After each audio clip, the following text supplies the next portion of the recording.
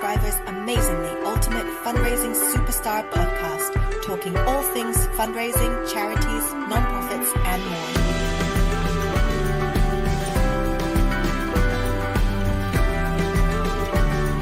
Here's your host, as always, Simon Scriver. Good afternoon. How are you? I'm just in my lovely apartment. I've just finished playing piano and tidied up a little bit. You're all very welcome. Sorry, I'm late. I'm late because we did a live stream on the Fundraising Everywhere thing in advance of this COVID-19 conference tomorrow. So we're pushing out some free material in advance there. And so that ran a bit over, so I apologize for that. If you're not registered already for this conference tomorrow that we're running with Salesforce, you can go to fundraisingeverywhere.com/COVID-19.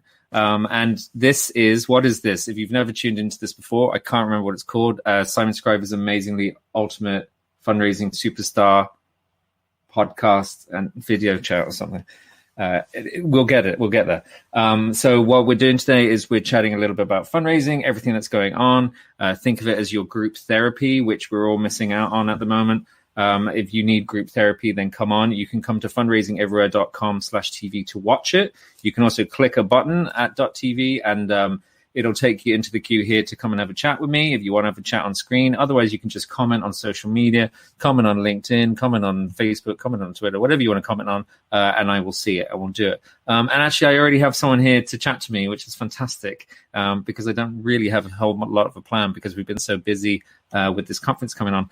But I'm overdue a catch-up with this wonderful, wonderful person who is Jen Love, the one and only. Jen Love. Simon Scriver. How are you? I'm good. How are you? Doing? Yeah, I'm okay. Were you waiting long? Did you notice? I was. It was all kind of dodgy. I was like backstage, like, is he recording me back here? You know? Yeah. Did you use the facility? Did you use the facilities and just kind of get a bit worried? What do you think is happening backstage in my place? I think it's literally no idea. That could have gone either way. It was almost like an escape room for a bit there. I thought, cool. Is somebody going to jump out at me, or anything could happen? I like that. Nice to see you. Nice to see you. How are you? You okay? Well, let's get into it because I was going to muse on COVID-19 and fundraising and everything, but actually, since you're here, let's chat about it. Let's chat about what's going on because obviously, usually this thing, if you're tuning in for the first time to this thing, I broadcast weekly and we chat about fundraising news and what's going on in the fundraising world and stuff like that. And at the moment, it's all COVID-19, isn't it? Like there isn't really anything else, is there? No, it's like a new, like a reset. Everything that we were going to do or think about doing needs to change or be adapted, or at least need to consider changing or adapting. Oh, nice. Yeah, Paris. Let's go to Paris. Come on. Let's go. I would love to go to Paris. My God. I got in trouble on my last live stream because Nikki Bell said I shouldn't be out and about. And these people behind me, they're like, look how close they are. They're way too close. Anybody can sneeze on anybody at any given time. It's awful. Yeah, so work is weird because projects that we were working on have now been morphed into a version of COVID-19 fundraising, or at least COVID-19 empathy, which are two different things. Yeah. Charities. Yeah. Oh, let's come back to that because I'm not sure they are two different things. Okay. Yeah, and then it's weird at home, right? Like really. You know me well enough to know that most days I'm here, me and Tux, and we're my dog, and very happy. But I've got my fucking husband working here and my teenagers, and it's chaos. Such a bummer. Do you know, your husband's a lovely guy. Yeah. And I think he's great. I mean, I've only met him a couple of times, but he's a lovely guy. And obviously you love him, so he's going to be great. But for people who don't know, I'm friends with Jen, and I stayed at her house a while ago for a few nights, and I was jet lagged, really tired and stuff. And then it was like 6 a.m. or something, and Jen's husband starts like jamming on his guitar and piano, playing the Beatles. True story. True story. And lovely guy, but to live with that 24/7 and not be really allowed to walk out and get away from it, that must be tough. Honestly, it's exhausting. And it's also funny because he's working, of course, we're all working as long as we can until we're not doing services anymore. And he works in robotics, so he could be speaking an entirely different language. Like, I have no idea what he's doing. It makes no sense to me. So, anyway. That's funny. Okay, so work then. How's agency good? How's your clients? What's your vibe? What's the take on this? So it's coming in waves. I think at first we were getting a lot of calls from clients saying, should we change everything we were currently doing? Should we keep sticking with our appeal? Should we keep doing what we're going to do for springtime? And for the most part, our message has been yes. You need to keep fundraising the way you were, but you need to also lead with some empathy and gratitude. And at the very least, for a campaign that may not entirely be COVID-19 related, or even if you're an organization that isn't immediately impacted by COVID-19, like you're a healthcare charity or a women's shelter or a food bank or on the front lines of social service, having an insert in your next mail pack that kind of says, we know what you're going through and we're here with you and we want to know how we can help you is important. So all of our clients are doing that kind of en masse, except one. I have one client who said, oh, well, we don't need this little extra piece in our mail pack that's going out at the end of April because we've been posting this kind of message on Facebook and email. So we don't really need it. And I'm like, that is totally tone deaf as far as I'm concerned. Well, like, what do you mean they've been posting the message? Like, just generally? Yeah, to kind of say, hey, we hope you're doing well. Here's what we're doing. We're a health organization. We hope we're doing well. Here's what we're doing. Here's how we're responding. If you need anything, please reach out. Here's what's changing and not changing. So her message, as executive director's message to me was, I feel like we've kind of covered that. I'm like, are you? Like, we're never going to be done. I can't see us being over this the second and third week of April. No, I mean, certainly not. But I mean, that's an interesting one from your client because, feeling like, I think there's always a feeling from nonprofits that, you remember your last communication, you remember how many times you've offered this stuff. But I would say, like, most people don't, members of the public, they don't remember the last time you contacted them, and it all kind of blurs together. So it's like when this stuff kicks off, I feel like that's almost starting from scratch. Like people don't, they don't think of it like that. They need another check-in. They need the touch point again, because it will have been weeks and no one remembers. And it's also a different experience to be holding a fundraising appeal in your hands. Yeah. Even if it's within the next month, that doesn't say, hey, we know things are really hard and weird for all of us right now, and we're grateful that you're part of our family and we hope you're okay. Like, it's almost like what I said this morning about it to this client was, it's kind of like, are you concerned that people are going to be thanked too much? Are you concerned that people are going to be over empathized? Like, a donor's going to feel like, oh, this woman cares about me just way too much. Like, like, well, I don't get it. It doesn't. Yeah, it's What is it? It's the financial decision, is it? Like, she doesn't want to spend money on the post and stuff. Well, she's sending a mailing anyway, so it's the additional cost is like sliding in a like sort of whole back is still together. And that's crazy. A specific thing, and so it's a weird. I don't quite get it. Like, I don't understand what's going on there. So and as I was saying on our lobster chat, which will get published sometime soon. Today? Yeah, I'd say today. Now's the time for vulnerability. Now's the time for us to be speaking honestly, emotionally, openly, and vulnerably to our communities. What's the next? I mean, this is not a great time, but it's a time for people like you and me who cry at everything and who always it's our like, time. Join us. Join the crazy emotional roller coaster crew. Yeah.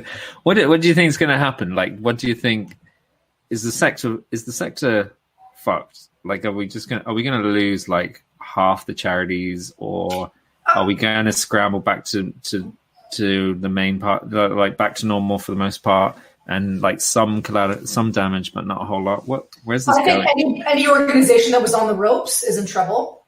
I think any organization that has a high membership base, like you are a member of the art gallery and you also give philanthropic donations, I think they're going to need to change some of the way they do things.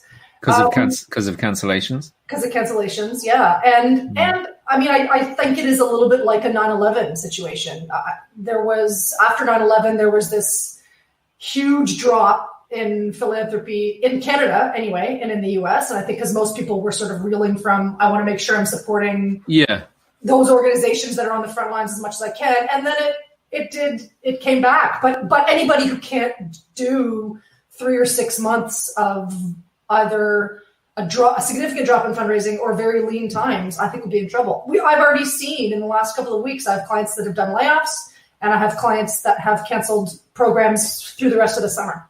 Yeah. So that's going to impact their program work, and it's going to impact their fundraising. There's no question. And another huge thing, especially for you and I, because the only time we actually get to see each other is at conferences. It's hard to, I can't imagine getting on a plane and hanging out with Venice with you for a week anytime soon. Fuck, like, right? It's like Venice is, it feels like you're going to catch something at the best of times. Do you know what I mean? Like, it's just coming out of the ground. And the water. Just breathing it in, and it's like the Legionnaires' capital of the world. Right? So I think that's going to be a big factor. And so you Fundraising Everywhere folks, we're definitely ahead of this whole curve. And I think there's going to have to be a correction around how we run our fundraising professional development, because getting together in big packs and shaking hands and coughing on each other is going to be, even if not fatal, really sketchy for the foreseeable future. It's a permanent change, isn't it? It's a permanent change. But we don't really know what that permanent change is. I think. Yeah, I mean, like, it has to be. I don't really know what's going to happen with the sector. It's you do feel like it could be I could be naive, but it feels like, there's big permanent changes. People are starting to question a lot of stuff that we were doing that didn't really make sense. A lot of stuff around travel, a lot of stuff about working. There's a housing crisis in Ireland, while at the same time there's all these huge office blocks that are empty. Of people that are empty, and so all these things that didn't make sense. I think we're gonna kind of expose the cracks in them a bit.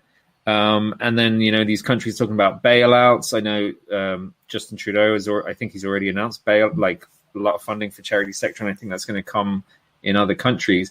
And it makes you wonder, is that kind of long term going to change the whole dynamic? A lot of us in the charity sector think most of the charity sector shouldn't exist.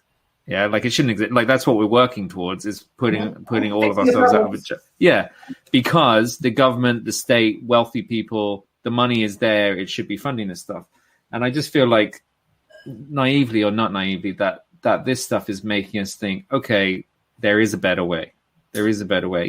People talking about universal basic income, stuff like that. People, and people are like, where does this money come from? It's like, where does fucking any of the money come from? We just make it up. Like, some people just make it up, and they make it up when there's a war, and they do it very quickly, and they're making it up now. And no one asks, how can you afford to invade that country or buy new military or whatever? But suddenly, and in the same situation, some people are asking those questions, but only in a kind of a tone deaf way. And then, Simon, I think there's another side to it too, because, like, I've never valued my children's teachers as much as I do now.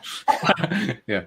Right? They're lovely people, but I've never valued, because, I was saying this the other day, my kids are gorgeous, they're bright, they're white, and they're rich. They're going to be fine.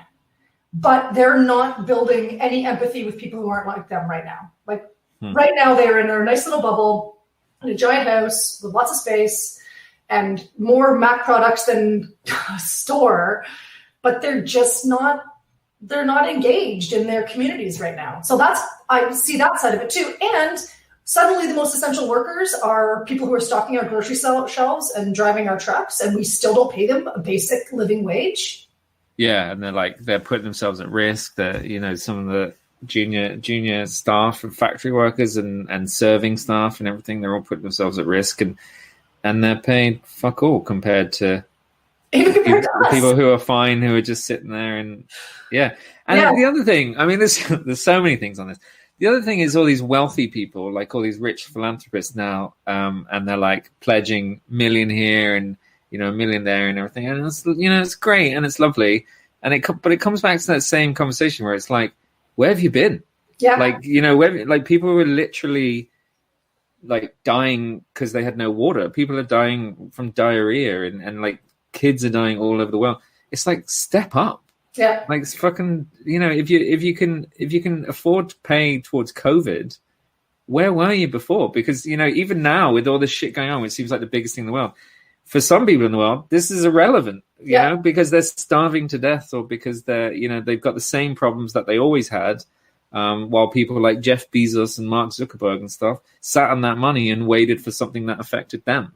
And I just think there's something wrong with this system. Well, and with your beautiful Paris backdrop there, like we did see the same thing with the Notre Dame fire, which ended up being smoke and mirrors. Like most of those pledges, literal, like a whole bunch of rich people said, "Oh, of course I'll give," and then never did. Yeah, and they made the pledge, got the CSR good feelings from it, but still hoarded all their money. So, yeah, and you know now they're like, actually, I'll just put it towards COVID. It's the same. It's the same problem. Show me the budget. Let me make sure I show the budget. Yeah, can we split it in half, and half to COVID, half to this? You're gonna have to ring me on the yacht because I'm leaving now. Yeah, I'm in quarantine on my yacht. Like, yeah. It's a farce. Laura on LinkedIn. Laura's a regular viewer, big fan of the show. We love Laura. Laura, you're always welcome on. She says she's seeing double conversion rates right now. Her agency is seeing double conversion rates. That's pretty crazy. That is pretty crazy. And so we're also another side of what we're seeing here too in Canada is a spike in people asking about wills. Because they all think they're going to die. Well, two reasons. I think, because they think they might die. And second of all, I think because people are sitting at home. Yeah. Like, it's one of those kind of things, like I've been meaning to get around to that and I've been meaning to do that. And so one of the questions that we're asking is, what are these kinds of passive fundraising things that you can do so that if people call you, or that if someone is ready to open up a conversation or start a dialogue, then you're there to respond. Whether you're actively legacy fundraising now is a bit of a question. Some are, some aren't. But are you ready for those phone calls and for those conversations from people? Wow. And are you like creating a dialogue, reaching out to people to start talking to them instead of broadcasting your regular fundraising messaging and waiting for those results to come in? Like it's a different time. We know we can reach donors at home right now. Good chance. Unless they're screening your call, they'll pick up. It's like the common theme, I think, of everything you're saying there is like, it's empathy, isn't it? It's understanding what your donors are going through. And if you're tone deaf, or if you dismiss, or if you, don't put it front and center what your supporters are going through right now, then they're not going to be there for you at the end of this. And I mean, and they're definitely not going to be there for you during it. And they're going to remember the charities that stick out in their minds as saying, they did care. I felt like they were not just asking me for more money. They were wanting to make sure that I was okay too. And that is memorable. They were sending me updates. They were sending me information. They were sending me things I could do with my kids at home. They were, keeping me in the loop. And yeah, you're right. That's how you stay front of mind, isn't it? That's where stewardship makes a huge difference, Yeah. That's cool. What else is going on with you? Any news? Yeah, no, not so much. Have you been watching The Drunk Chef? I always watch The Drunk Chef. Do you? Yeah, I'm a super fan. Yeah, so we're going to be screening that after this. We've got a new episode of Drunk of all of your 6 viewers of this terrific show, I'm the very lucky one. I get Drunk Chef food at least every quarter. Not anymore, though. Well, tell me about that, because, I mean, you and John, the Agents of Good, you are, well, I was going to say inseparable, but actually, I mean, you separate a lot. But you see each other a lot. We do. We try to see each other. To be fair, like we see each other like this for 6 or 8 hours a day, every day, including during pandemics. But we do try to get together every couple of weeks. And I haven't seen John since before I left for Norway, which was the beginning of March. So it's a little weird. If John's watching, come on, go to fundraisingeverywhere.com/TV and click the button to because I was flailing before it started to say what's going on. So I thought he was here. Maybe he just left because he's sick of hearing my voice. Yeah, well, I was there. I was asking him if he wanted to come on during the Drunken Chef and we could chat about it and almost do like a viewing party. But I think he's too shy. Well, we were just saying today actually that we might get together for a socially distanced, appropriate, like elbow bump and a little walk around the neighborhood. Well, you can't even do elbows anymore. You have to do like 2 meter walk apart. So like one of these from a distance. Yeah, just like away from the thing. That's beginning to freak me out. I mean, I have to say, I feel like I'm handling this pretty well, and you know, I already work from home and stuff. Overall, you know, I think I'm okay. But one of the things that is freaking me out is like not seeing my mum, for example, like not knowing when you're going to see them for a month. And I imagine, obviously, it's the same. You're going through the same thing, but it's the thing with like people like John who. God, the idea that you don't know when you're going to see them next. I know. It's pretty freaky. And when I came back, when I got back from Norway, it was still with like the Canadian government hadn't yet said everybody needs to get home, and as soon as you get home, you must quarantine, which they're saying now. But they were saying it's a good idea for everybody to come home and self-isolate. So I came home, and for 2 weeks I didn't cuddle my children. Like that was even in the same house. It was really, really weird. Yeah, that's weird. And we knew how long it was going to last. But, you know, my dad was with me traveling too, so he came home and he's healthy. But I haven't seen him since, and I don't know when I'll see him again. So yeah, it's fucked up. It's a weird time. Speaking of weird, John Lepp has just joined us, so I'm gonna bring him in. Reunion. Hey, John. John. Okay, so he's obviously watching the wrong screen. John, for you can tell rookie people because there's like a 10-second delay on the recording to broadcasting. So if they're watching the broadcasting, as it seems like John is doing, he's going to see it now and he's going to be like, "What? I don't remember that."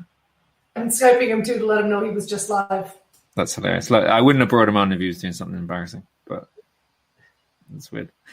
What else is going on in the fundraising world? So tomorrow, are you coming to our COVID-19 and the Third Sector conference? I totally am. I can't promise I'll be there at 7 a.m. Eastern because, you know, one of the nice things about pandemics is sleeping in like a teenager since I have teenagers. But yeah, I'm looking forward to it. I definitely want to hear from the folks that you've got pulled together and have a little bit of a fundraising community. Yeah, it'd be nice to chat to people and stuff. Yeah. John's back. If he wants to give me a thumbs up, I'll bring him in. I don't want to bring him in case. Okay, he is. Yeah. Hey, John. Hey, guys. Did we freak you out by bringing you on too early? No, I think I tried to use Firefox and it was like, nope, not happening. No, really? Use Chrome. Firefox should Chrome. Always use Chrome. Yeah, I mean, tomorrow it'll be nice because we have like chat box, we have some video breakout rooms for people who want to just go and chat to people. So it'd be nice. I'm hoping some of our fundraiser friends who we would have seen but won't get to see, I hope they're gonna pop in. Me too. Great How show. are you, John? I'm good. Great show. Are you being sarcastic? No, no, I'm not sarcastic. Okay. Cool. It's good. How are you managing, man? You know, I think, like Jem was saying, all of us were just finding some new norms and also trying to do the little things we can to keep ourselves sane and calm, collected. So, yeah. What does that look like for you? What do you do? Well, lots of cooking, apparently. Yeah. Actually, I'm completely emptying out my kitchen because it's an absolute mess. I realize I have too much stuff. Like, as a human, I'm like overstuffed all of a sudden. Yeah. I don't want stuff to clean up my parents' condo, and I'm like, it's madness the shit we keep, and I just want to get rid of everything. To be honest, I feel like that's one of the permanent changes is this consumption thing. Well, maybe not permanent, but you know, we've become such consumers that you know, when you found downtime, I was kind of like, okay, where can I go to buy something? And you can't go anywhere, and that's what we kind of did as a habit was just bought stuff. And now it's like there's a lot of stuff we can't really buy anymore. I mean, obviously you can buy stuff online, but I wonder, will this permanently change our thirst to consume?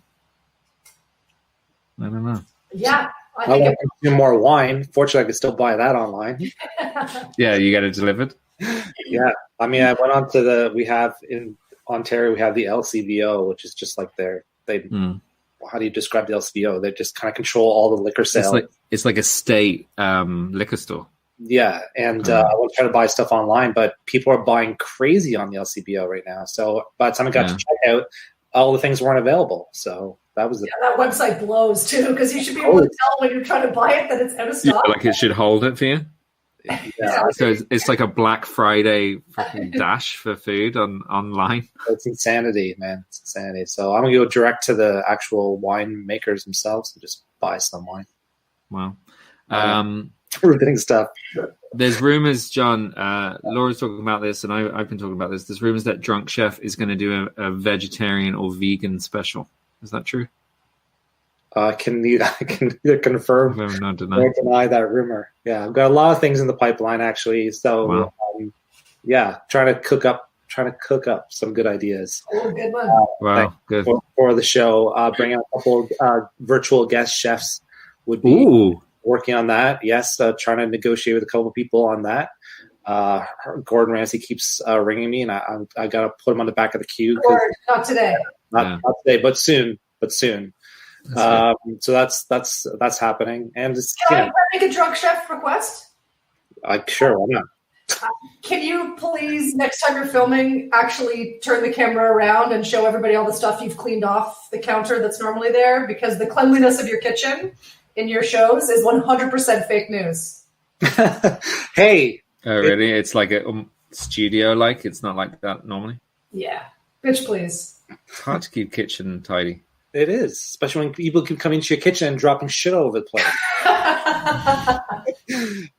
I spend an hour cleaning the freaking thing just before I do an episode, which is why I don't do more episodes, frankly, because because the cleaning. Yeah, so much work. Why don't you do a spin-off show, The Drunk Cleaner? You get like wasted and just kind of fall over the place, like wiping the curtains down. People ask me for go ahead, sorry. If you're looking for a guest who would do a cooking in the kitchen that's still dirty from the breakfast dishes this morning, but making dinner. Yeah. You know who to ask. My kitchen is filthy all the time, and I know yours is too. Yeah, it's a disaster. Like right now, it's disgusting. I know, I can't even go in there. No, every time I go in there, I'm like, I don't want to eat in here. So you're going to have to move. Virus. John, what's the vibe out there? You've been talking to people internationally in the nonprofit sector, a lot of charities, a lot of fundraisers. What's the buzz? Well, you got your finger on the pulse. The buzz is just uncertainty. Last week I watched a webinar that Sean Schreiner did from Oceanic, and it was really good. But he's like, right now there is no strat plan, and that's kind of. And the thing we keep saying to organizations, the small ones, the ones that have always been a bit nimble, that have been always a bit vulnerable, as we talked about in our Lobster chat this last week. I mean, they're the ones who I think are going to kind of win this day. Like Jen was saying earlier a few minutes ago, we see a lot of people just kind of sitting on their hands a little bit. Like we should every professional fundraiser, people who know what we're doing, which we do, we all know what we're doing. We should be absolutely fucking swamped with people doing everything out there to connect with donors, to be showing them gratitude, to be, like Jen was saying, they're sitting at home doing nothing right now. We should be calling them. We should be mailing them. We should be connecting with everybody in every way we can. And I see lots of organizations doing nothing. But do you know what I was saying? And I totally agree. But one of the things that popped into my mind the other day was there must be a whole rake of organizations who not allowed in their office. Yeah, they've been made to go home, and they actually don't have access to their donors. Well, Clay was saying not that long ago, I was chatting with him last week. No, seriously. Well, no, I was laughing at John's face. John was like, I worked for a charity in 2001 to 2005. So the world is, in theory, a little different. But there would have been absolutely no way for me to be able to have access to the server, access to my files, access to the database. And if I did, it would be sketchy as hell and super slow. And so Clay was saying, and I think Cindy Wagner was saying the same thing not that long ago when I was chatting with her, this is a time when we realize how hugely flawed our systems are. Small and medium-sized charities who run on a couple of shitty laptops that kind of get by on a wing and a prayer, that it would be very difficult to be at home and work effectively. So from a system perspective, people are definitely feeling that, no question. I mean even cloud-based databases, donor databases, is relatively new. Yep. It's relatively new. Still like a lot of Razor's Edge, the basic one, you're not going to be online for a lot of it. You're not going to be able to access it. And it's one thing like accessing this stuff with time to prepare, and you bring in someone and your IT specialist can check the security side of it and make sure you have the right equipment and stuff.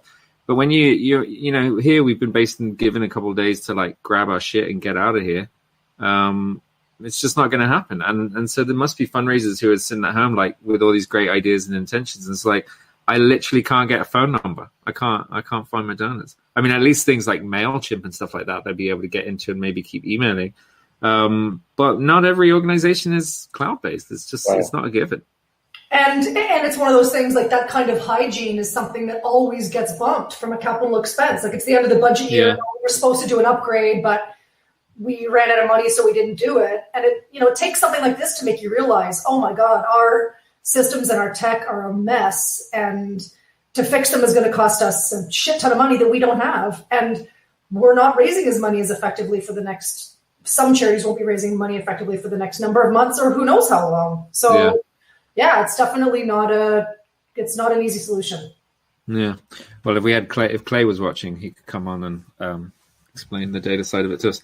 What's the story? Do you know much about this Canadian package and what they're trying to do for nonprofits and people? Are they talking about a universal basic income for Canadians?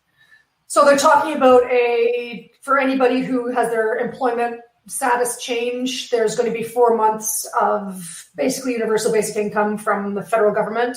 Okay. Small businesses are also getting certain kinds of support and help for either their own kind of capital or their own employees. And then the other thing that's happening in Canada is that there's a big, lots of sort of rent, not freeze, but like rent, what do you call it? Like landlords saying, don't worry about paying your rent this month. Because like a rent holiday? Because banks aren't coming after landlords for mortgages. They're having a mortgage freeze. So landlords are actually able to say to their tenants, you don't, if you're in precarious employment, you don't need to keep paying me. So in our lives, my husband and I have taken the stance that we're still both getting paid. So we're continuing to pay everybody that we can. Our cleaner, our hairstylist, the kids piano teacher, whether we're using those services or not. And so I think that's quite common among Canadians. I'm hearing this from a lot of people in my own circle. So I think not only is the government stepping in to help out people, but I think also I feel like I'm a Norwegian all of a sudden, like bragging about our country and how nice it is. But I think that personally, I'm seeing a lot of that and hearing a lot of that, and that warms my heart. Like I think that's I think that makes sense. I mean, we paid our childminder anyway, even though she's not going to be taking Harrison for the next few weeks, and you got to keep moving. And that's, I mean, I have hope for like our monthly donors out there. I don't really think we're going to see a spike in cancellations of monthly donors. I'm not convinced. It depends what happens, but I think a lot of them are going to, nest in tighter because they know their charity needs them right now. So I'd be surprised if monthly donations really kind of started to cancel more than usual. I think it'll be the same kind of thing. I mean, if you're still working and you're still able to help out the organizations and the people around you, then you will. And when it affects you and you're like, okay, now I've been declared an unessential service. Ontario too has, like, everybody's an essential service. The people that are not at work right now is a very small proportion of our workforce. Yes. And so there's an expectation that there's another cut coming. There's going to be another version of sort of another, you're no longer an essential service. It makes no sense that, there's some things that make no sense. I get you. And I was saying this to you the other day, Simon, we went from, in the last 18 months, we've gone from cannabis being entirely illegal to an essential service in this country. It's like all the pot shops are staying open because why? Medicinal? Medicinal, and also I actually read a couple of really good articles about it, that not only is it, I think medicinal you would get delivered to your house, but it's also because, same with our LCBO, the liquor store, because it's considered a coping mechanism. Wow. And if you want people to stay at home, and if we close the liquor store and the cannabis shops, then there would be people living with addiction suddenly being in crisis. Yeah. Wow. Do they deliver? You can get cannabis delivered, and you can also go into the store around the corner from my house, which is still open. And there's like hand sanitizing and social distancing, Interesting times. Actually, I need to talk to you about something, Jen. It's unrelated. People are sharing recipes on my LinkedIn. Tim Ekrit. Hey, Tim. Thanks for tuning in. He says his wife made him an amazing vegan birthday cake at the weekend. First of all, that just is funny, like, because he says he's not a vegan. So his wife is like, fuck you, I'm making a vegan birthday cake anyway. But still, that's nice. But a chocolate cake made with avocado. What do you think of that, drunk chef? Fucking hell. Why? That's weird, isn't it? Yes. What does the avocado do? Give it a little twang? My sister-in-law is a very health-focused chef, and she makes the best chocolate pudding I've ever had in my entire life, and it's avocado-based. Wow. And it's delicious. That's cool. John's always skeptical. Yeah. Shaking it off. He's like, no. You're not a big chocolate man, John, are you? Yeah, I don't. I'm not into the sweet stuff too much now. So, I mean. So we can't expect a dessert episode of Drunk Chef? Probably not. No. Fair enough. I mean, no. Okay. And baking is so different than cooking. I mean, it's a totally different. Yeah, it's different. Were you going to say art form? Different art form? Yeah, I mean, it's like, I always say to people, like, baking is like playing the acoustic guitar. If you fuck up the frets and get your fingers in the wrong place, or your ingredients are off, it's disaster. Whereas cooking, just like riffing on electric guitar, you're just like, yeah, the whatever. And what are you talking about? That was the worst air guitar I've ever seen in my life. What are you saying? What are you saying? If you picked up an electric guitar and half-assed it, it would still sound great. Is that what absolutely? And cooking acoustic is his point. Yeah, versus playing acoustic guitar, you need to really bang on, because otherwise it can fall apart really quickly. Let me just try that theory. Can you imagine? Can you imagine if I pulled out an instrument? How annoying that! Everyone's just like, "Oh my god, this is the worst!" Like a guitar at a party. What would be the worst instrument that I could pull out if I was like, guys, actually, I just want to play you something? No. What's the worst? Like bagpipe. Can you imagine?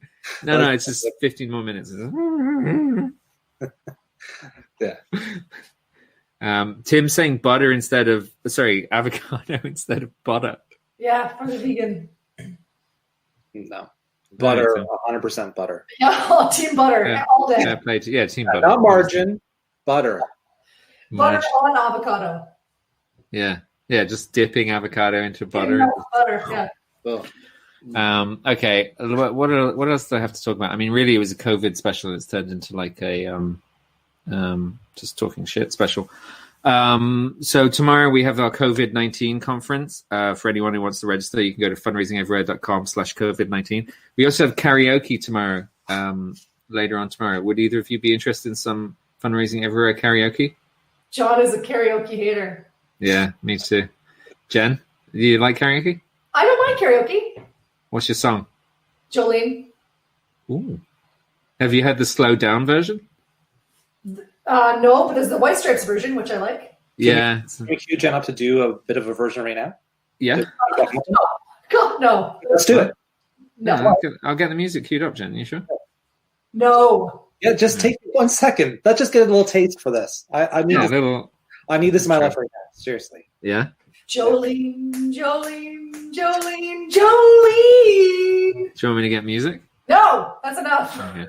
Well, tomorrow is proper karaoke, so you should totally come and do that. We have a new lobster chat coming out today. And it's April Fool's Day. And my mom's birthday. Your mom's birthday is on April Fool's Day? Yes, and when she was born, she was the firstborn, and she was early. And my grandfather was a doctor. He was working at the hospital. Mm-hmm. And my grandmother came in to have my mom, and nobody believed him. He was like, no, she's here. She's downstairs. I got to go. They're like, you're tricking us on April Fool's Day. So, yeah, it's Anne's birthday today. Love you, Mom. I'm sure you're not watching. What a terrible... No, she watches this religiously. What a terrible April Fool's joke. It's a great thing. I mean, me and my friend Tom Reed, he might be watching, but we hate April Fools. We every year we're have a big moan about it. And that's one of the good things about COVID-19 is I think it's put the kibosh. Yeah. In fact, lots of people on Twitter were saying, if you do any April Fool's jokes, I'm going to immediately unfollow you. I'm out. No one's got any patience for it right now. Yeah. Enough with your shit. Yeah. That is hilarious that people refuse to do it. That's really good. Okay, well, sure. I mean, that's it. I really appreciate you guys coming on and having a chat. It's fantastic. It's really nice to see you. Yeah. What we're going to do is we are going to queue up Fundraising Everywhere TV now, so FETV. If you haven't tuned in before, every Wednesday we show some shows and information and interesting stuff from the nonprofit sector. This week we have an episode of Drunk Chef from our very own John Lepp. What's the dish? Oh, what's the dish, John? Why don't you just watch the show? Why should I tell you? No, but give us a taster. Preview. It's meat, isn't it? Chicken koftas. Chicken koftas. Okay, so stay tuned. We got some chicken kofta with a John Lepp spin. Then we have an interview with Kashana Palmer. Everyone knows Kashana Palmer. Kashana TV is coming up. Mo from The Unsteady Hand. Oh, what a highlight reel. He's coming up shortly. Nice. And then we have Howard Lake. Howard Lake is going to tinkle the ivories and play us some songs on the piano. So please, everyone, do stay tuned for that. That'll be fun. And then coming up in coming weeks, we have Wayne Murray is hosting Charity Island Discs, where some famous faces from the nonprofit sector come in and talk about the songs that changed their lives. That's cool. And then we have Gold's Gone Wild, not Gals Gone Wild, Gold's Gone Wild, which is it's like a non-profit version of The View, and that's going to be starting up soon. So Barney and Sarah, Canadian, Halifax. Yeah, very very Canadian. Nice. So that's FETV. So please stay tuned. Please keep coming back every Wednesday, and that's it. I'm going to say goodbye to my lovely guests now, John and Jen. It's really nice to see you. I hope you guys are doing okay. I miss you. Miss you too. But hopefully we'll be back to it by the end of the year. Hopefully. Next year, man, we'll just kill it. We'll make up for it. Yeah, we'll just go crazy. All right. Well, au revoir from Paris, and Yes. thanks, guys. I'll talk to you soon. Ah, Jen and John, so sweet. Okay, so that's it. I'm going to say goodbye to you guys, and then what I'm going to do is I'm going to queue up the Drunk Chef, and then remember that's followed by some Kashana TV, which we can never get enough of. Mo from The Unsteady Hand, and Howard Lake is gonna play some piano for us. So here we go. Over to the Drunk Chef.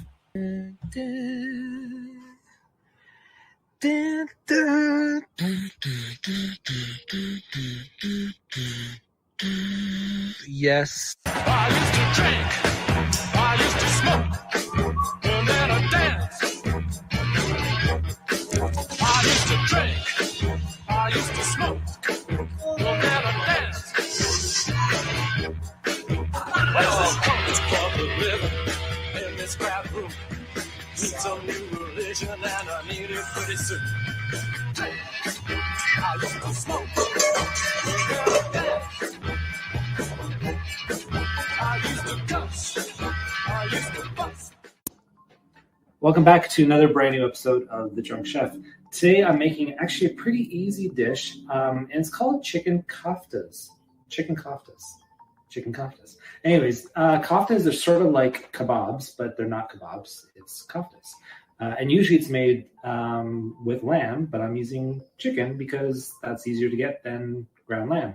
So anyways, I'm going to show you how to make this pretty easy, very quick dish, and I'm sure it's going to be delicious. So the ingredient list for the chicken koftas is pretty straightforward. I'm going to take some ground chicken from the sausages, parsley, cucumber, onion, some tomatoes, chili flakes, Greek yogurt, pitas, of course, and mint. And this is going to make a very delicious dish. I don't know why I keep doing this. So I got about 4 sausages per pack. I think I'm going to just do like about 6 total of them and get all the ground chicken out of that into my bowl.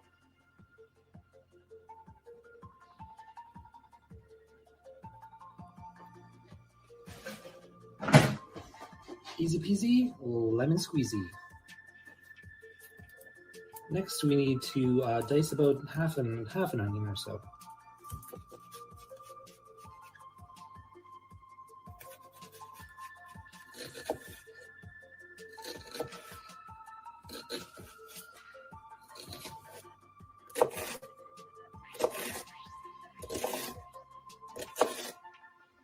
Add that in. Just gonna add some chopped parsley.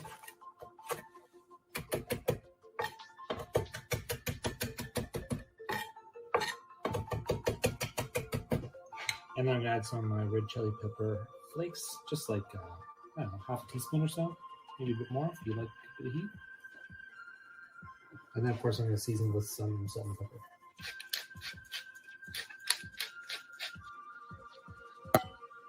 Cheers. Sometimes when you're doing this, if you're trying to make, like, say, 8 patties exactly the same size, the way I do it is I just take the whole clump of all the mixture and I basically just start dividing. So I can feel with my hands that that is about half and half, half and half.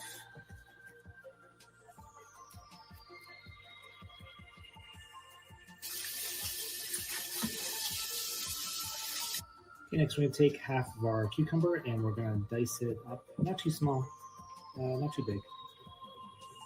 Just dice it.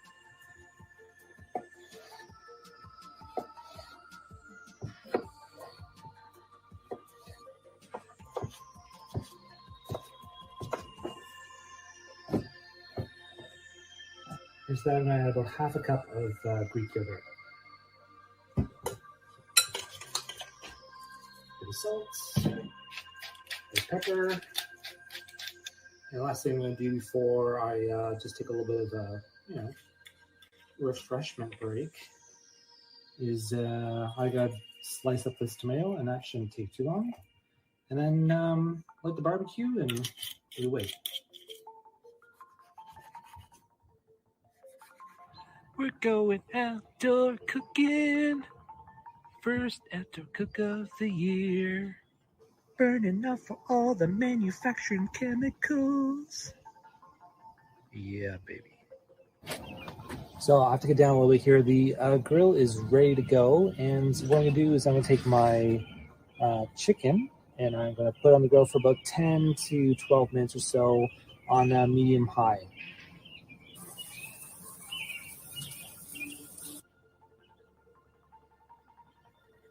Halfway through, we're going to give these a bit of a flip.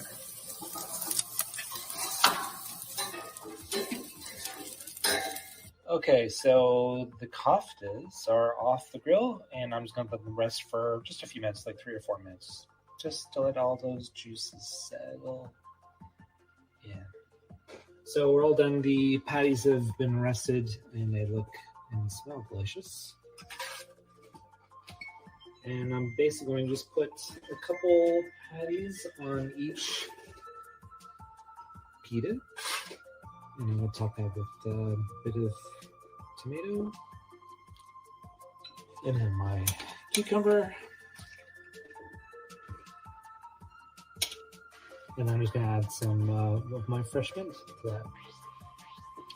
Just give that a bit of a full over. And there you have a very delicious chicken kofta. So easy. Enjoy. I used to drink, I used to smoke, and then I danced. I used to drink, I used to smoke, and then I danced. What's this comfort club of living in this crap room? Need some new religion and I need it pretty soon. I used to smoke, and then I danced. I used to cuss, I used to fuss.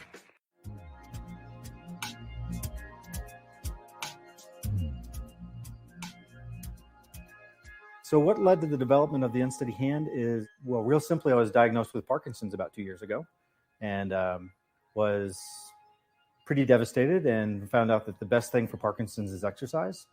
And so I was going to start an exercise gym for people with Parkinson's doing boxing in Colorado Springs, and was told that was a dumb idea by a PT because it already existed. But she said there was nothing for people with Parkinson's that had to do with creativity. So I would rather make art than sweat any day. So that's kind of how this started. We do creative things for people with Parkinson's. We do monthly creativity labs in Colorado Springs and Pueblo, and we received a grant from Arts and Society to expand up into Denver and Boulder to provide creativity labs for people with Parkinson's. People with Parkinson's tend to isolate. We don't have dopamine flowing through our system, which is a chemical in our nervous system that encourages us to be social and do things and be motivated and have fun and be happy. So all those things kind of go away when you have Parkinson's. So I tried to create an environment for people to get out of the house, to engage in the community, to engage with other people with Parkinson's, to engage people with Parkinson's with the community at large, to really give people with Parkinson's an outlet other than exercise. Exercise is the only thing known to slow the progression of Parkinson's. No medicine, no nothing does that except for exercise. But there has to be more to life than boxing. And so that's why I started the Unsteady.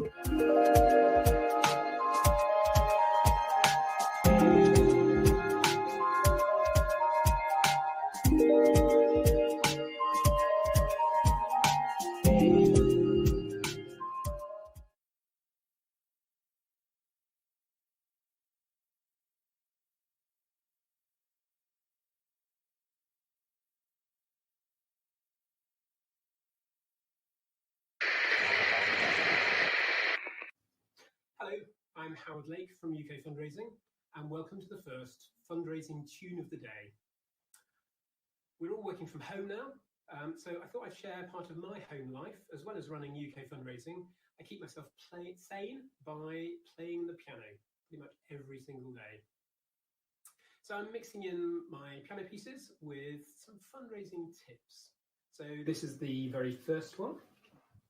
And it's by Mildred and Patty Hill. I think you might recognise the tune.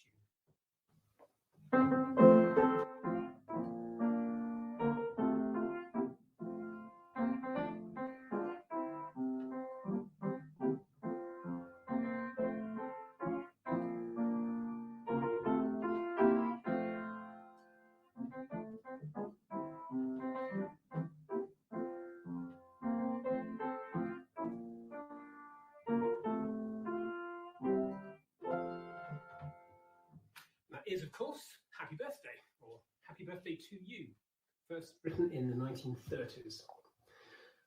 So, the fundraising tip of the day to do with birthdays is make the most of Facebook birthday fundraisers. You're all under pressure, we're all under pressure, so we need to take some of that pressure off and encourage supporters to fundraise for you. And Facebook birthday fundraisers are definitely one of the most popular forms of Facebook fundraising by your supporters. And all your supporters have a birthday. Plus, Facebook will message them just before their birthday, whenever it is in the year, to encourage them to set up a birthday fundraiser for a charity of their choice. So many of your supporters will be having birthdays in the next weeks and months ahead. So why not consider inviting them to fundraise for you on their birthday? It's very easy to set up. You need to register with Facebook fundraising. I'll share the link with this video or post. And then once you do that, you can be found, but then you also need to encourage your supporters to consider you and think of you as their birthday approaches. So good luck with your Facebook birthday fundraising campaign. And do tune in to the next fundraising tune of the day. And you might wonder why I chose Happy Birthday for my very first tune. Well, today is my birthday. So this series is my gift to you. So tune in next week, tune in to the next time that I run fundraising tune of the day. Thank you. Hello, everyone. Welcome back to another of my, I still don't really know what I'm calling this, but my guest today is someone I've been trying to get on for ages, and we keep going backwards and forwards, and we keep missing each other, although we keep bumping into each other at other places. But she's an amazing, amazing woman who I'm sure you've all heard of. She spoke at the Fundraising Everywhere conference last year. She was the closing plenary. And she just does so much cool stuff that I just wanted to pick her brain. So my guest today is the one and only Ms. Kashana Palmer. I need my own haiku. Look, first of all, I want to let y'all know I have blessed you today with this wonderful Kelly green that I have on. It's springtime. It's fresh. It doesn't remind me we're in an apocalypse, right? I know, it's so bright. And look at me, I'm so grey and dry. I feel like you and I could have a sitcom where it's like, you know, this kind of like old white man who's boring and drab, and then this black woman who's all like, Simon, I need you to put on a little flash, okay? Simon. Kashana, could you turn it down a little bit? Oh, yeah. Is this thing on? Is it too loud? It's It's good. I think I don't know if we drive each other crazy after a while, or if we would just be like, You probably would. And people would be like tuning in with popcorn for the shenanigans that we'd be up to. Kishana, thank you so much for finally making it on. Most of it's been my fault. For people who, for some reason, don't know you in our sector, who are you? How do you sum yourself up? I don't even know. I have no idea. I think I just sprung up out of the earth like magically overnight. I always tell folks, like, I've been in the charity sector for now nearing the corner to 18 years. Y'all, I started out in investment banking, okay? I was in London. I was working on bank. I was at B of A doing equity research, living the life, okay? Yeah. And then I was homesick, you see. Yeah. And I had not had a boo. I had a boo at home. And he told me to come home. And I was like, okay. I thought there was going to be like a ring or something. There was no ring. But I came home. He just wanted you to come home. He wanted me to come home. You know, I got my MBA, and then I didn't know what I wanted to do with my life. And so I applied for a job at a nonprofit. Yeah? Yeah. It was just that. And was that fundraising? So I started out as a grant writer. Yeah. Okay. I didn't know it until about 3.5 years later that my entire team had a running bet on how long I would last as a grant writer. And imagine it's pretty funny in that my first month on the job, I remember going into my CEO's office. You know, I was a young whippersnapper. I was a good 22 years old, and I had a whole 2 degrees. And so, you know, I thought I was real hot stuff. And I said, I don't think I'm really cut out to be behind a desk. I really should be out with people.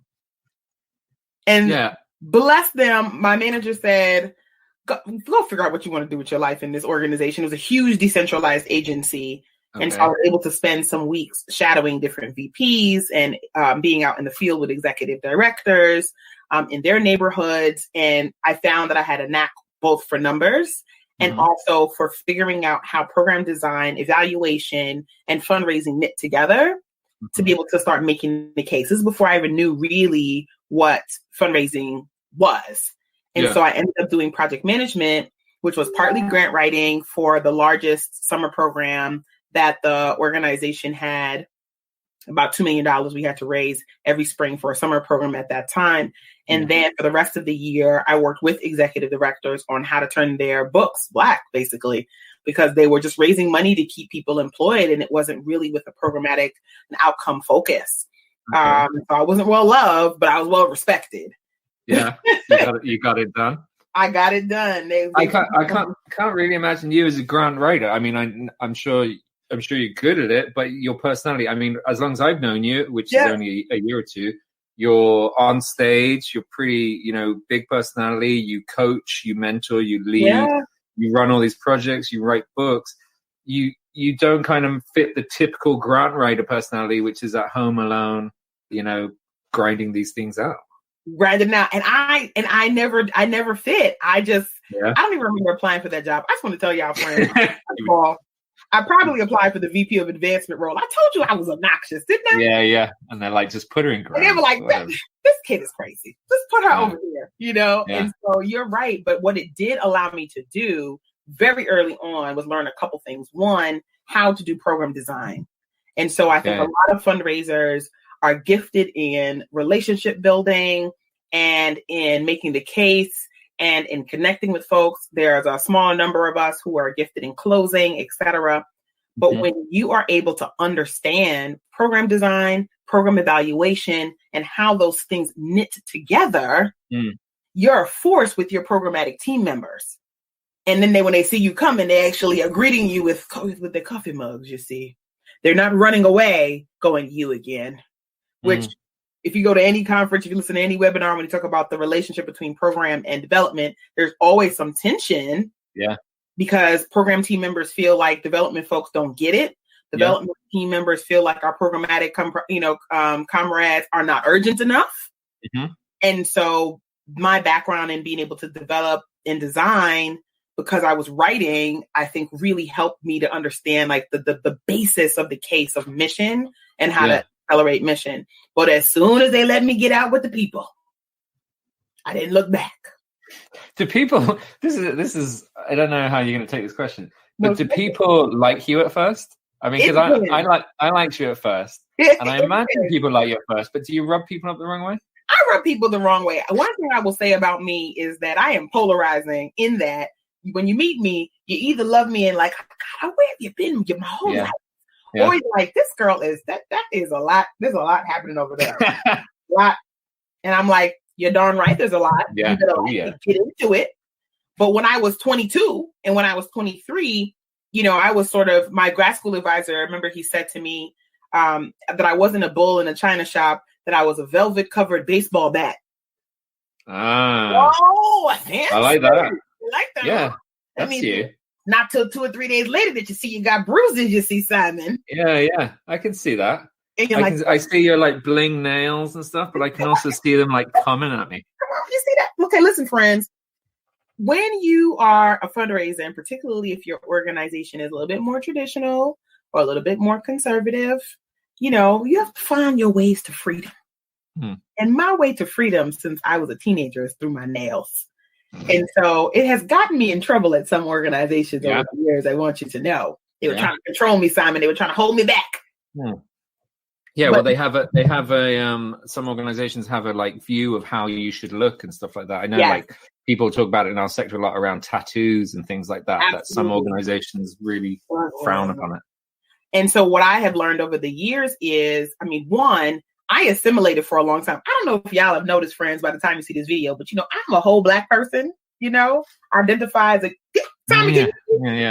My pan is still here. So you know, I am lighter skinned, but still Black, you know? Yeah. And so for a long time, and just growing up, this is not just in coming into the sector. This is literally when you're learning and understanding about identity and about your professional work, you know, you're taught to assimilate. And so, you know, me having my like blonde curly do right now is in part because there was a point in my adult life that I said, to hell with this, I'm going to be myself. But there was a time where this thing was fried dyed, laid to the side, coiffed long, you know, and I did the things in terms of the way I dressed, in terms of the way I spoke, in terms of how I really kind of tried to connect and interface with people that I thought would help me to blend in and to fit in, be more palatable, if you will. Yeah. And it kind of works. Yeah. But you die a little bit every day. Yeah, it's like doing twice as much work because you're kind of like, you can't really relax and you can't really, it's hard. You're on edge all the time. It seems to be like, I think it's definitely a young thing. You know, when you're younger, you feel you have to do it.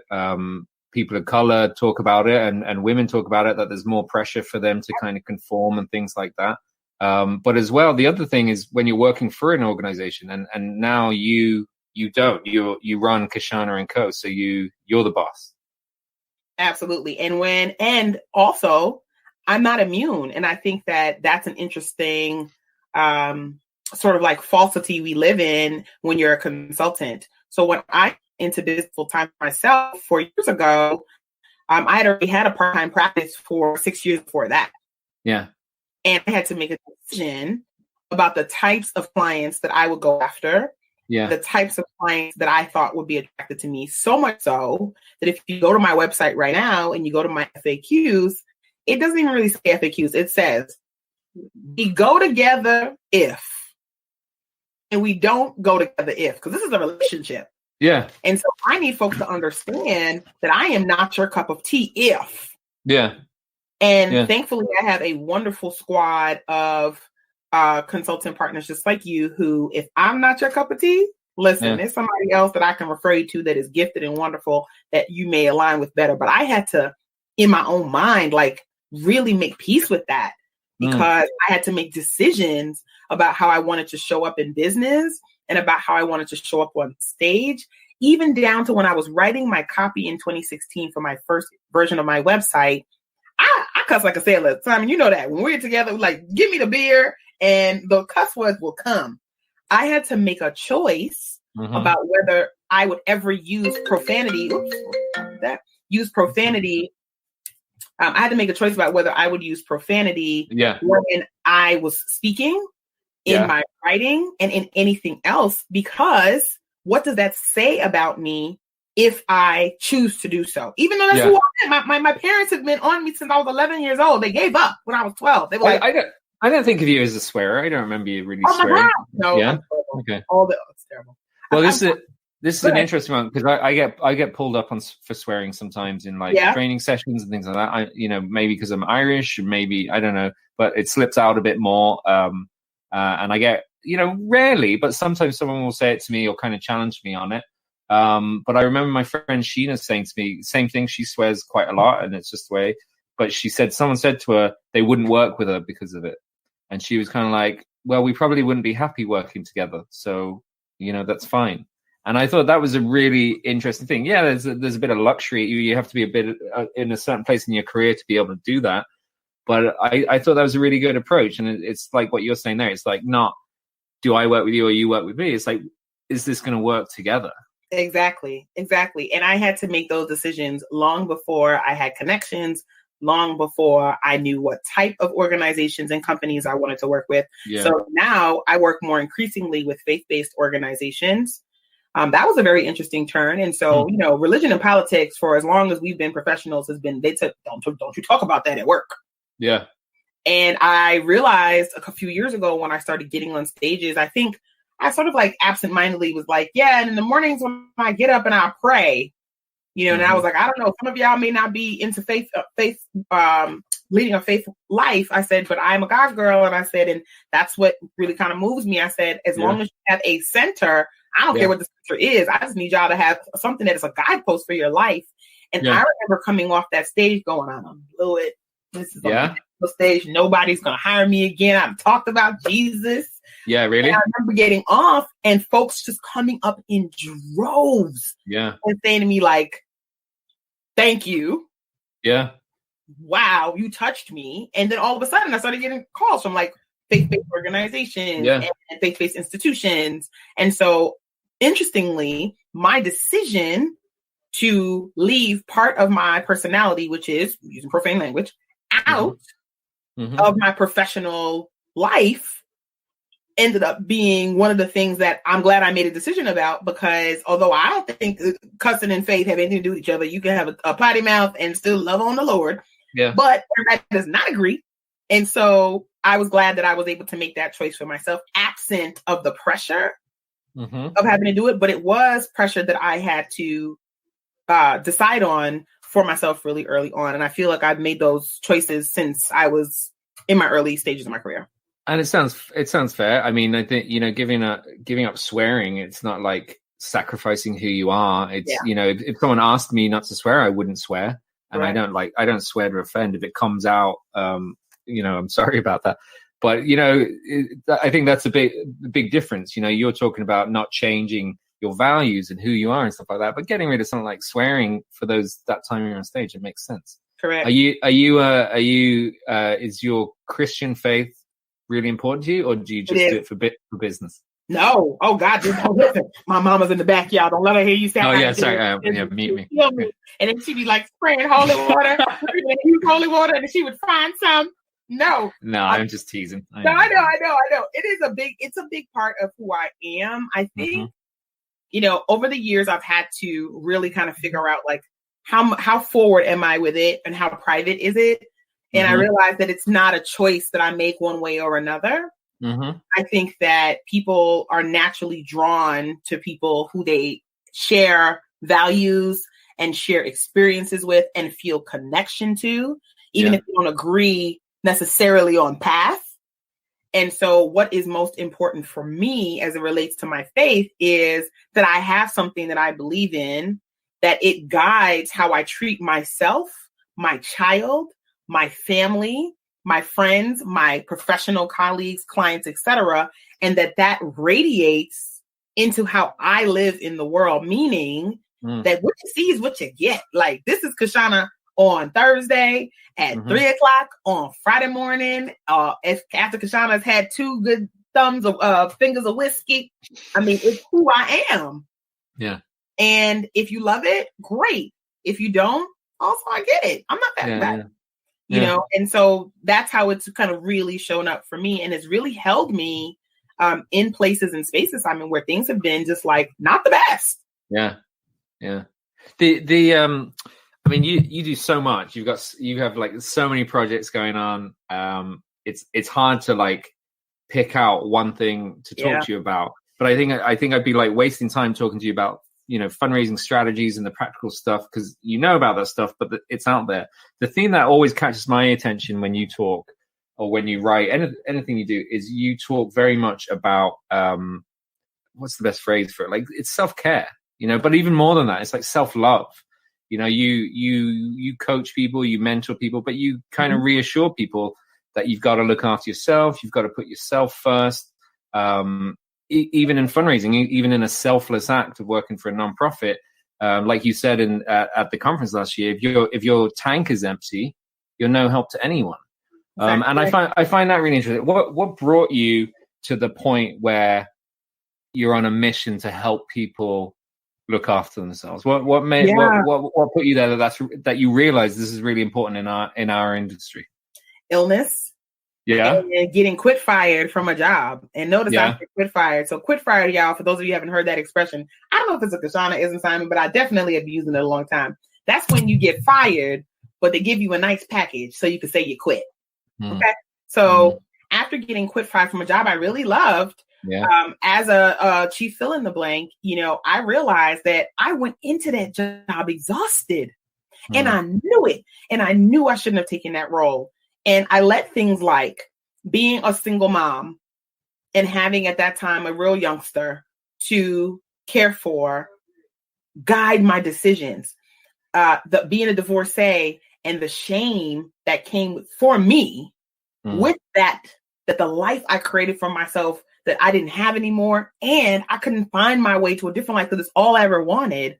I let those types of things that were happening in the background guide my decision-making and really turn off my discernment. And so I would look up and be in roles that paid really well, that were not the right fit. Mission was good. Staff was a little cray-cray. You know, founders were a little nutty butts, but they were a little nutty. You know, if you're a founder, like I founded they all are. So, you know, my team now is like, you know, Kashana's a little touch. So I joined the touched crew. But you know, it allows you to ignore decisions that you otherwise would go, I don't know if that really is the right thing for me to do. And so what I found was that I'm already a workaholic, and I talk about martyritis, you know that, which is when you are a workaholic, but you're doing it so people can see, look at me. And I already know that work fuels me. I've always loved work since I was a kid. You know, like I was like, ooh, give me a job and a paycheck. And so I allowed my love for work, my desire to prove myself, my shame of not having the life that I really wanted to have, really fuel my blinders being turned off and then burning myself out completely. So much so that I was ill for weeks at a time, that I was still trying to work while ill. I noticed that other people were talking about it with a little bit of pride too. You know, I was sick and I worked with the flu. What? Yeah. Like true martyritis. Correct. And so I started to realize that 1, I'm not alone. 2, lots of us do it. 3, both women and men do it, although we tend to put a lot more emphasis, I think, on women because depending on where you live in the world, women are more tend to be seen as more caregivers and are in that role more often. But men are suffering from it too. And so I said, there's a lot of good work out there happening around our fundraising sort of block and tackle. I was already starting to really call attention to leadership in action. And so that's when you're a leader of an organization, a team, your vertical, your department, et cetera, then how do you manage people day to day so that you're taking care of the people, the process, the projects? And at the heart of that is if we're not taking care of ourselves, of your health, your mental health, your physical health, you're not eating right, you're not shaving, you're not whatever it is. Not you, Simon. I've come to really love and adore that 5 o'clock. Is it 9 o'clock? What is that? A 5 o'clock or 9 o'clock? Oh God, it's like days. Like all gray and everything. Yeah, it's good. It's a good look though. But like people, like when you're neglecting yourself in whatever way that means for you, you bring that mess to work. Yeah. And so that's what really just sort of started to really fuel my thinking about it, reading about it, the psychology of it. If I had time, I'd probably go back to school and get a PhD in it, because I'm just really obsessed with our ability to understand how we treat ourselves around our health, our overall health, and our ability to be able to show up powerfully at work. What? Just on a side note, what do you think is happening with Martyritis? I mean, I know that's a Kishanism, but what's happening with Martyritis right now? Because it's like COVID-19 time, people working from home. It's a weird one because you can't be seen working. Yeah. So is it manifesting itself? People sending like emails just to like show they're working? I think yes, there's a whole lot of busy going on. I mean, I was talking to a friend the other day, and I was actually writing an article this morning for one of the large publications here in the US. And the author was asking me about like healthy routines for working from home. And one of the things that I said was being able to block your time appropriately and teaching people how to respect your time. And that starts with you respecting your time. So I was talking to a friend and she was like, now all of a sudden I have meetings from 8 a.m. to 7 p.m. I said, what the heck? And she said it's because people on the West Coast in different time zones, they can't get started working till 1 p.m. because they have their young kids at home. She doesn't have kids. Then people on the East Coast, they're getting started at 8 so they can shut off at 2 because they have kids. So depending on sort of what your life is like, that's now being thrust into work, where before there used to be some separation of that. Yeah. And so you see a lot of like busy time on the calendar, people they're lonely and wanting to connect. And organizations that used to really push having FaceTime, now all of a sudden you see a lot of flurry of busy. Yeah. Documents being created, lack of strategy, just get out. Just do something. Just do something. Like, hold on. Where's your work plan? What's supposed to be happening this time of year? What does the comms look like?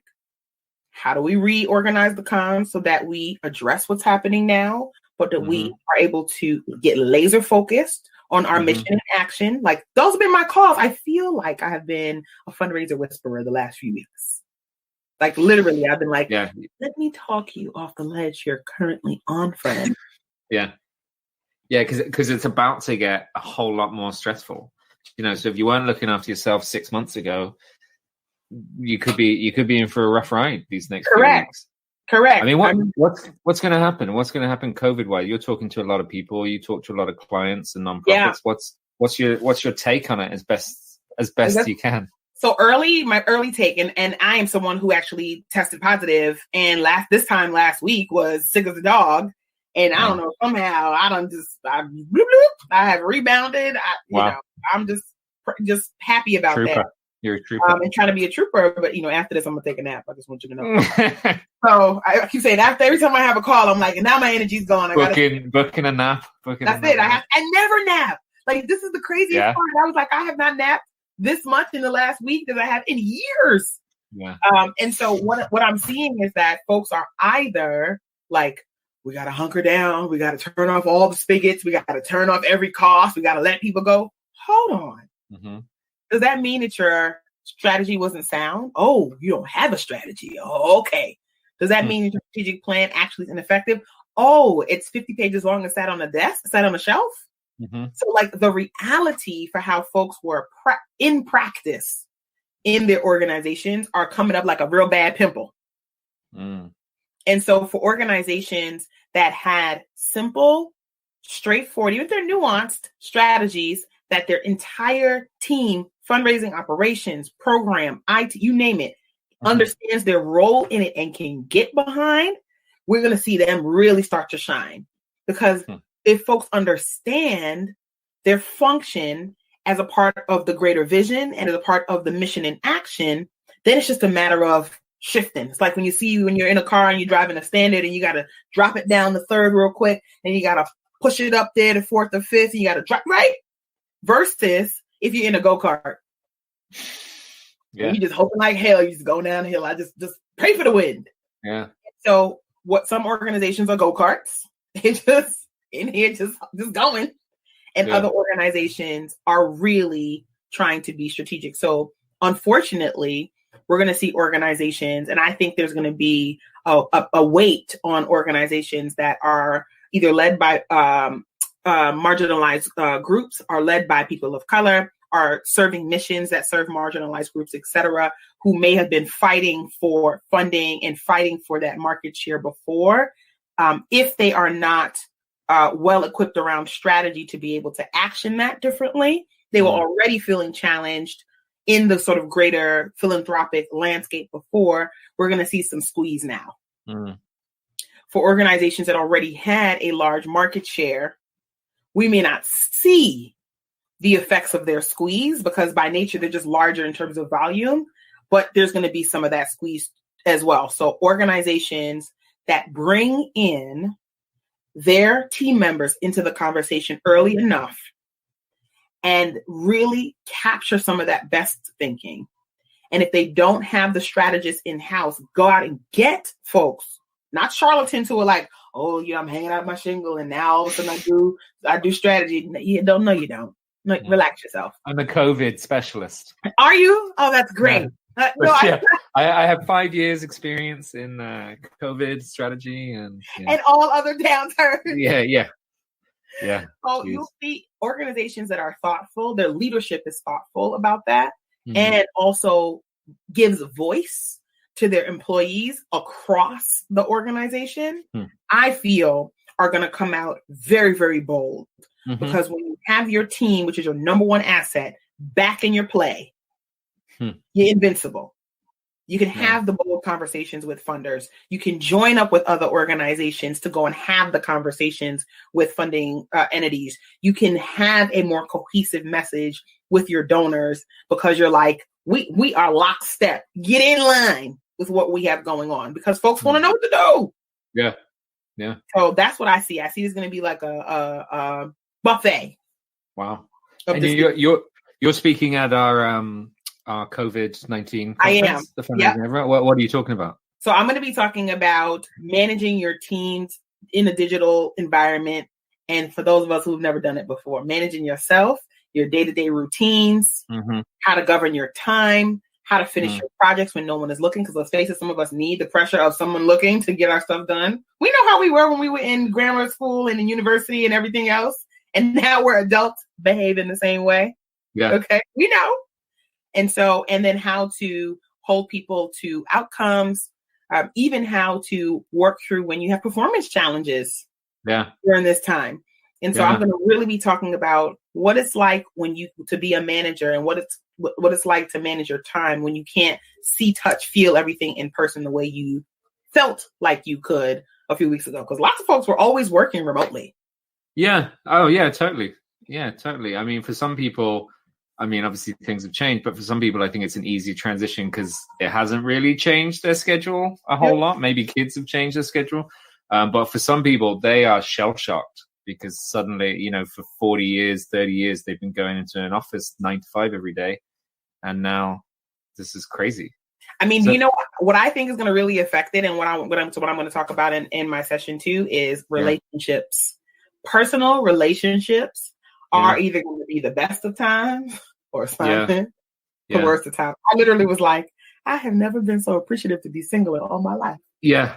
I used to be like, oh, why am I single? Where is my person? Now I'm like, hallelujah, there's nobody right now because in my group chat, I don't know what's happening with your friend groups, but in my group chat, Simon, it's a mess.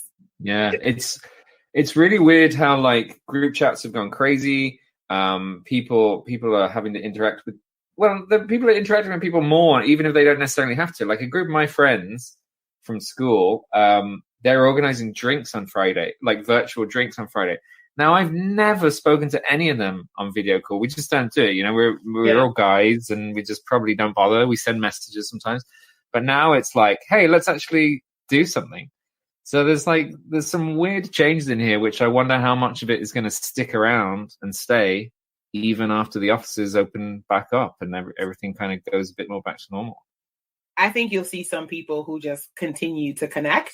And I think you'll see folks who are like, we don't got to go out. Just put it on video.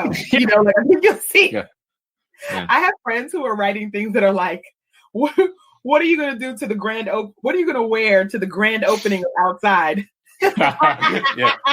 I literally thought it was like, what am I going to wear to the grand opening? Oh my God. Outside? Hello. Hello. Yeah. Oh my Absolutely. goodness. Well, that's cool. I'm glad you're speaking at the conference last year. I always love watching your stuff, and that'll be good. One of the things, in case anyone hasn't noticed, you are a Black woman. You're a person of color. In case you haven't noticed, and I believe when we approached you about this conference, because you've already done stuff for us before, but when we approached you for this conference, you queried us. You said, "Well, how many people of color?" And I'm not seeing very many people of color on it, which I love, because I mean, we had people lined up. You know us. Yeah. Y'all did. Y'all came back like, actually. Yeah, actually. Good job. And well, I just thought that was. I thought it was really cool to see it in practice. From that side of it. A few years ago, someone recommended that I start querying how diverse conferences are when I speak at them. Like, what's the lineup between women and men? What's the representation like? And a couple of times, I've asked, because it looks like it's only men. But I just thought that was really, really interesting to see from that point of view. So tell me, like, why is this so important to you? Beyond the obvious. Yeah, but, like, what are you trying to do here by kind of asking those questions? I mean, for me, I think that, like we said at the beginning, speaking is one of the ways that I make money. It's part of my revenue strategy for my business.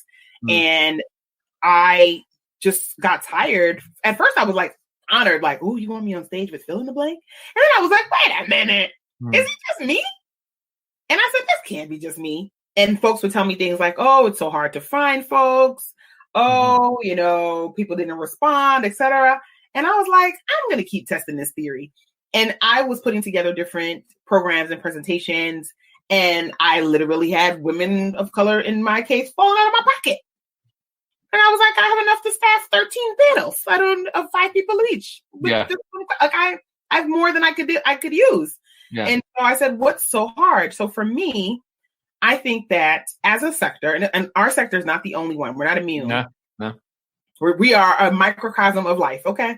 Mm-hmm. And so I would see that it's easier to say that we tried than to actually try. And that we actually feel good about saying we tried, and we get the same high as if we actually did work. Yeah. That makes total sense. Yeah. Hell with that. I want to be your only Black friend. Like, I don't want to be the only one in the crew. I like being in the crew, but I would like to try harder, and so you want to be the best Black woman in there, but you hello, the only Black woman in there. I am the best. I am the best at what I do. There is none greater. My mama told me you have to have real confidence in yourself. And my daddy said, you are your only competition. And when you have gotten that as your 2 frames of reference your whole life, you have to back it up with some good expertise, but you do believe it. But truly, there are lots of really great women, not just Black women, but there are Asian women, Southeast Asian women, Latino women, Indigenous women of mixed race, who look like it, who don't look like it, all the things in the middle. There are men, you name it. Just ask folks. And if you're like, I don't know anybody, say, I don't think I know anybody. Like, y'all are not actually in my friend group. And I have said this on stages before, Simon. I've literally said, I looked up and realized that all my weekend pictures, all my friends are Black. And I was like, all my work friends are White, all my weekend friends are Black. There's a little bit of a disconnect. Well, would you have trouble in the same way like a white conference organizer might say they have trouble finding a Black speaker? Would you have trouble finding like a white person to party with on the weekend? No. Like, not anymore. No. You've gone diverse in your social life. And this is going to sound corny as all hell. So I know people are probably rolling their eyes like, "Oh my God, Kashana!" But when I realized it was after AFP in 2017. So after the first year, I spoke a few times, and I realized, and this is going to sound terrible, that everybody else was going out for drinks, but I was not invited, and I was like, "Yeah, what about me?" Like, I didn't have any friends. Oh, Kashana. I didn't. Oh my God, it was so terrible. I was like, do you not like me? Like, what? And I said, oh, shoot, I have actually not built and created and maintained relationships beyond the sort of surface, see you in the hallway, hi. And I have as much of a responsibility to do that as I'm expecting people to do for me. Yeah. And so then I just decided, and you know that I rolled up on you, I rolled up on Nikki, like, I think we should be friends. Yeah, it was great. It's tough, like, I mean, because like Nikki Bell, she identifies as an introvert. I call myself an introvert. You've introverted tendencies around you as well, and a lot of you do. And I find like the first time I go to a conference, it's very lonely. You know, you often don't know anyone there, and it just feels a bit weird, and everyone seems to know each other. And I often end up like hiding in my hotel room and stuff like that. Yeah, I mean, I think a lot of people do it anyway. But when you go the second year and you see familiar faces, and then the third year, and then places now like IFC or AFP, which I go to a lot, it's like a family now. You know, you go, it's like, and you haven't maybe seen each other for a year. So there's part of that which is just like, it's just hard for all of us to do. But I think, you know, reaching across the line of color or reaching across the line of gender, or, you know, reaching across those aisles is especially difficult. It's difficult. And I actually feel like I just have to pay closer attention to how people move in their own lives. Yeah. And so before I'm accepting people on Facebook as my friends, I'm looking at how y'all operate. And before I'm like, yeah, I'm going to come hang out and have drinks with you, I'm listening to your language. I'm listening to how y'all talk about things. Like my mind is constantly moving because I am aware also that folks are looking to me as a signal for what to do next. And that's a huge responsibility I did not ask for. But since we're here, you know, might as well make good use of it. That is my attitude just in general. So I don't speak for my whole race. I don't speak for all Jamaican Americans everywhere. I don't speak for all women who are 40 and single with children. But I do know that I have a voice that people want to listen to. But I had to make a choice about the kinds of folks I wanted to hang out with on the weekend. And so even in my professional life now, that is actually one of the things that is a box I silently check. If I would not kick it with you on the weekend, we ain't doing business together. Like, yeah. If I'm not like, I'm in trouble, can you come? And I know you'd be like, what do you need? You need to PayPal it? You need me why you're only getting in touch with me? Yeah. So I've made that choice, and I know that but I know that everybody's not actively thinking about that. So to your original question about why is it so important for me to raise that as a question in the conference space is because how we're learning our information and who we're learning our information from normalizes dominant culture behavior over and over again. And so if we're going to learn how to interface with donors, I want to see folks up there who understand the additional nuance of race, of class, of that socioeconomic difference. I want to understand that you understand how to layer that in to your best practice, because that means it'll work for me, not just for you. If you're talking about leadership, I want to know that you understand that all of these leadership tests we take are steeped in white male leadership. And there's nothing wrong with that per se, but I'm going to need you to understand it, name it, and know how to flex in it and help me see how I can navigate and fit and move and show up so that I can leverage that knowledge to be able to be the best leader I can be. And if you don't know how to do that, and if there are people on the stage who've had that lived experience, who've made it their business to know how to do that, then what am I actually learning as a professional to move forward? And so it's less about what it looks like, although optics are important, but it's like, do we have people on the stage who bring a variance of lived experience such that I feel welcome and I feel like I'm going to pay my hard-earned money and walk away from that interaction knowing what I need to do from my seat in order to be a better professional in person. So that's what I think we don't kind of grab on too tight enough, and that's why it's important for me. That makes a lot of sense. You put I'm not going to keep you much longer. There's one more thing I want to ask you about, because you put a lot of time and energy into creating these spaces for particularly women of color to connect. Like you had like networking or networking events lined up for women of color, and you run a lot of stuff purely at that. Does that all fall under your project, the Rooted Collaborative, or is it? It does. Yeah. So tell us about the Rooted, because this is fascinating. The Rooted Collaborative. Tell me what it is. Of course. So the Rooted Collaborative is a global online community for women of color in the social sector. We believe that all women are leaders, period. And so if you look up any work I've done, it's always me with a group of women, all kinds of women. But I'm a girl's girl. I love my guys, but I'm like, y'all got each other. Okay. And our profession is 70% women. Yeah. And we need to make sure that as the profession is moving and shifting and changing, that we are continuing to make space for women to assume leadership. And so that's a whole different podcast we can talk about. What I notice is whenever there is a movement, if you look historically on any movement that has to do with women of color anywhere in the world are foundational to those movements. Then once the movement is kind of set in place and solidified and an agenda starts to bubble to the top, women of color are asked to step aside, get in line with what the status quo is, with what the overall agenda is, which oftentimes does not embrace the intersectionality of race and class and gender in the work. And so when I started to see a lot of work coming up from the association level around women, I said, well, here we go again. So let me get in front of it and start to give voice and create community for women of color to get exactly what I just described a little bit ago about having work that addresses the nuances we face every day to do our jobs better. And when spaces that are designed to be inclusive end up feeling exclusive, then having communities around affinity become that much more critical, because you need that extra battery pack when you got to go in and feel like you're fighting internally and you feel like the job is hard. And so the Collaborative serves as that place in an online space. We're moving to being a tech-enabled company.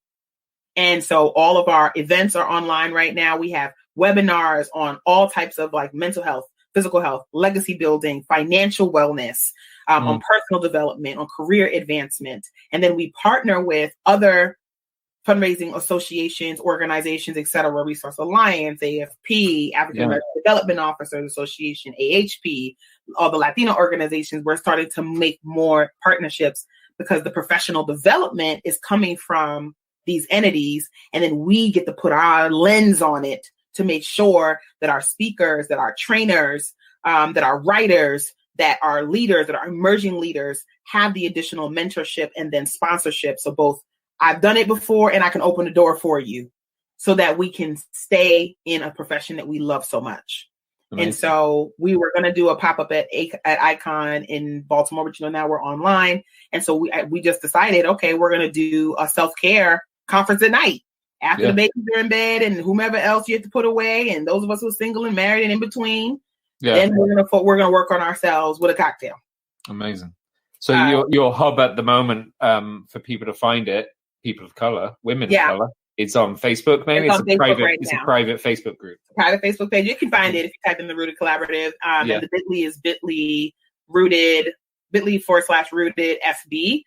We are creating a space for I'm calling y'all allies and co-conspirators.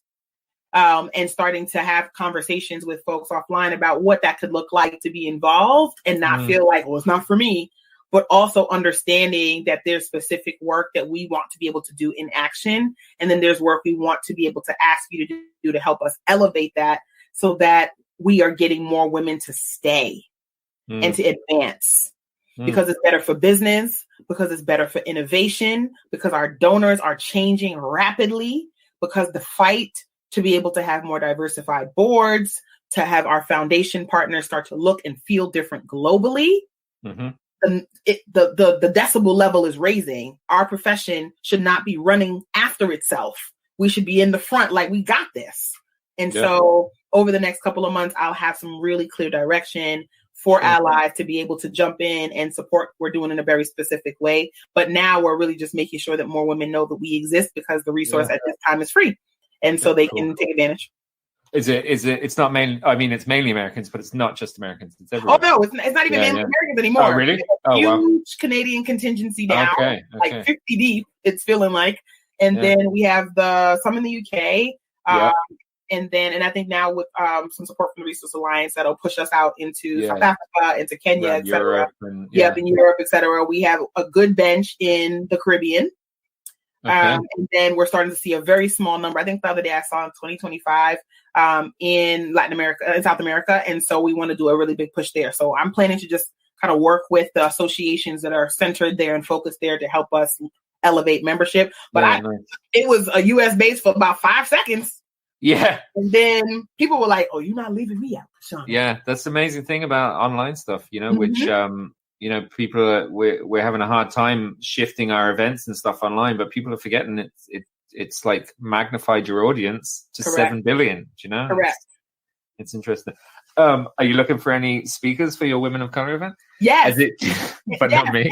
And you too. Yes, no. Although I have to tell people. I asked Kashana. I was like, "Oh, can I check out a Facebook group? Can I see what's happening on it?" And she was like, "Fuck off!" Like, well, you said it much more politely, but it was like, no, of course not. No, I was like, no. It was like typical white man. It's like, I'll just step in there and have a look around, make some changes. Right. Meanwhile, though, we're having karaoke, so we're gonna do some like big public facing events. So by the time this airs, it would have happened a week ago, but we're doing karaoke. We're going to do that probably once a month. So huge Zoom karaoke, which I'm sharing with everybody. So please come on and hilariously embarrass yourself in the middle of the night. Nice. And so we're doing karaoke. We're going to be doing some live speaker events. We're going to be doing some interviews that we want to have live, some forums. Nice. So we're going to push out because we're only housing in Facebook right now. Yeah. Until I get the groundswell that I want. And then we'll move to a membership based platform. And so we'll have plenty of crossover opportunities. I'm sure I'll be coming to talk to you and Nikki about doing that. Like we want to just like Grey's Anatomy and How to Get Away with Murder. We want to have crossover events all the time. Yeah, absolutely. I mean, we'd love to amplify that stuff. Me and Nikki, we thought it was a cool project. It sounds really interesting. The really collaborative for any women of color out there who want to have a look at it. It's great. And for anyone else who wants to get a grip with your other projects, your books, and just follow you, where's Kashana besides everywhere? Where do we find you? Where's the best place to find you? You can find me on all of the socials at Fund Diva, FUNDDIVA, Fundraising Diva. That's what it's short for. So Fund Diva. And my name has 2 SHs. You can thank my parents. So it's Kashana Palmer on LinkedIn. And I'm even doing a little spot on Fundraising Everywhere TV, right? And so I have Kashana TV. I thought my first episode was okay. I liked it. I really liked it. It was just really calming. And because the thing about Fundraising Everywhere TV, this is my theory. This is where I'm taking it. Is like I think we're going to see a growth of background TV. So not like Netflix is so like you have to really concentrate. You're like really, if you miss a scene, it's like, wait, what's going on? It's like it's very intense. Whereas I think now that we're trapped. We want like almost like daytime TV, you want it there where you can dip in for sections, you can kind of half listen and stuff like that. So I had you on in the background on the first episode, and I found it really calming. And I was just this is really nice. Kashana's talking to me. You had like a few singy-songy bits, and there was like really a couple bits of advice in there. I was like, yeah, that's really good. I loved it. Good. And I'm glad because I wrote some notes down like, okay, so now I know next week what I want to do. And I was like, just kind of getting my mind together. There'll be gossip. And oh man, I love it. Parenting. Like, I've got. I'm. We're looking at bringing on as well. I'm not going to say who it is yet, but the four women, and we were talking. It was like it's almost like the View of fundraising. Oh, I love that. I love it. Yeah, we got some big plans. That's cool. Good. Of course, y'all do, and I'm excited for all of it. All of it. I love getting you in on any project. It's always good. And I love watching what you do. The stuff you do is magic, and I think you're great, Kashana. Yes, I feel the same way. Good. Listen, thank you so much for finally making it on. Sorry for all the messing around. No, and, that was cool. So everyone, go check out Kashana. We're going to say goodbye to her now. And will you look after yourself? Because obviously it's strange times. Will you take care? Absolutely, you take care. And look after your family and everything like that. I will. You too. Thanks, Kashana. Bye-bye. Thank you. That was Ms. Kashana Palmer, the legend. And so do go check her out. And that's it. That's it for this one. So take it easy, everyone. Look after yourself. You've been listening to Simon Scriver's Amazingly Ultimate Fundraising Superstar podcast. Don't forget to subscribe and head over to changefundraising.com to learn more or get in touch with Simon. Or don't, whatever. You're big enough to make your decisions. What's up, fundraisers? This is Simon Scriver. And this is Nikki Bell, and we are the founders of the virtual fundraising conference, Fundraising Everywhere.